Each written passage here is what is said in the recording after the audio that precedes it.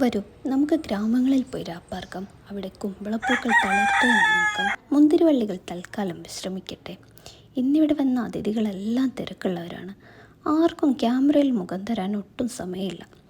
Camera പിടിച്ച് നിൽക്കുന്ന എന്നെ കണ്ടതും അവരെല്ലാം പറന്നുപോയി. തിരക്കുകാരാണ്, ആരെയും ശല്യം ചെയ്യേണ്ടതില്ല.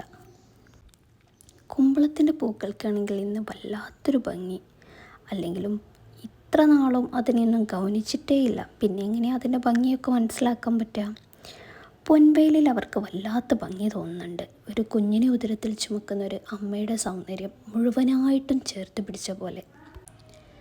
തിരക്കുള്ള ഒരതിഥിയും ശല്യം ചെയ്യണമെന്ന് വിചാരിച്ചിട്ടല്ല ക്യാമറ എടുത്തിറങ്ങിയത്. പക്ഷേ കാണുമ്പോൾ വല്ലാത്തൊരു കൗതുകം. ഇത്ര കാലം ഇതൊന്നും ഗൗനിച്ചതേയില്ല. ചെറിയ കുമ്പളമൊക്കെ ചെറിയ രോമങ്ങളോടുകൂടി അതിഭംഗിയോടെ നിൽക്കുന്നുണ്ട്. എല്ലാവർക്കും തിരക്കാണ്, കണ്ടില്ലേ, പറന്നുകൊണ്ടിരിക്കുക. ആർക്കും ക്യാമറയിൽ മുഖം തരാനും ഒട്ടും താല്പര്യമില്ല.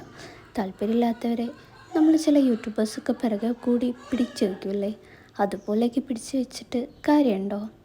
പോക്കോട്ടെ, അവരെന്നും ശല്യം ചെയ്യാനൊരു താല്പര്യമില്ല. കുമ്പളത്തിൻ്റെ പൂക്കൾക്ക് ഇന്ന് വല്ലാത്ത ഭംഗിയുണ്ട്. ഈ കുഞ്ഞി കുമ്പളത്തിനെ കണ്ടോ, എന്ത് ഭംഗിയായിട്ടാണ് നിൽക്കുന്നത്. കുഞ്ഞിക്കുമ്പളം നേർത്ത രോമങ്ങളോട് കൂടി പുതിയ പുലരിയെ വരവേറ്റിരിക്കുകയാണ്. തിരക്കുള്ള ഒരതിഥിയെ ശല്യം ചെയ്യാൻ താല്പര്യമില്ല. തിരക്കില്ലാതെ അനങ്ങാതിരിക്കുന്ന ഇയാളെ ഞാൻ കുറച്ച് നേരം നോക്കി നിന്ന്. പക്ഷേ ആൾക്ക് വലിയ താല്പര്യമില്ല. അനങ്ങാണ്ടിരിക്കുന്ന കണ്ടല്ലേ, പൊക്കോട്ടെ, അവരുടെ ലോകത്ത് പറന്ന് നടക്കട്ടെ.